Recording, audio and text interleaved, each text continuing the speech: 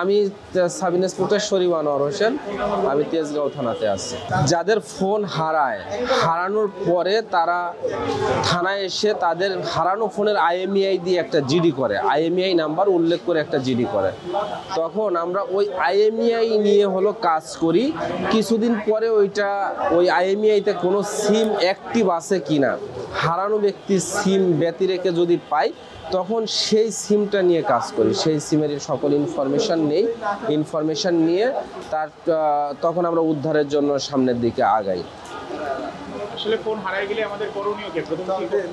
আসলে ফোন হারাই গেলে সকল মানুষেরই করণীয় থানায় এসে সর্বপ্রথম একটা জিডি করা, কারণ এটা আপনার নিজের আইনগত সেফটির জন্য এটা করতে হবে। কারণ আমি একটা উদাহরণ বলি, আমি একটা টাকা পয়সা ওয়ালটন আবারও মিলিনিয়ার অফারে ওয়ালটন ফ্রিজ কিনে আপনিও হয়ে যেতে পারেন মিলিয়নিয়ার। মিলিনিয়ার ছড়াছড়ি দেশ জুড়ে, এটা শুধু ওয়ালটনই পারে।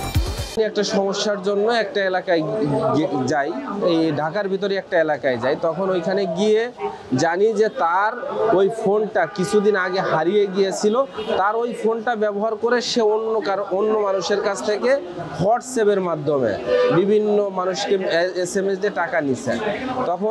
যখন আমরা তার কাছে যাই, তার নাম্বারটা পাই, তখন সে আমাদের একটা জিডি দেখায় যে আমি এত তারিখে আমার এই ফোনটা হারাই যাওয়ার কারণে জিডি করি। সে জিডি তার ওই জিডি থাকার কারণে কিন্তু সে মোটামুটি একটা বিপদ থেকে রক্ষা পাইছে, কারণ তার আইনগত সেফটি ছিল, জিডিটা আইনগত সেফটি হিসাবে ছিল। এই জন্য সকলেরই উচিত তার ফোন হারিয়ে গেলে হারানোর সাথে সাথে যে ফোনটা হারাইছে ওই ফোনের IMEI নাম্বার এবং ওই ফোনের যে সিম ছিল ওইটা উল্লেখ করে থানায় একটা জিডি করা। আর এর জন্য কি কোনো যারা ভুক্তভোগী তাদেরকে কোনো অর্থ খরচ করতে হয় কিনা? না, এর জন্য কাউকে কোনো অর্থ খরচ করতে হয় না, কারণ আমাদের বিশেষ করে আমরা তেজগাঁও ডিভিশনে আমাদের একটা টিমই আছে, সহকারী পুলিশ কমিশনার গোলাম রব্বানী স্যারের নেতৃত্বে।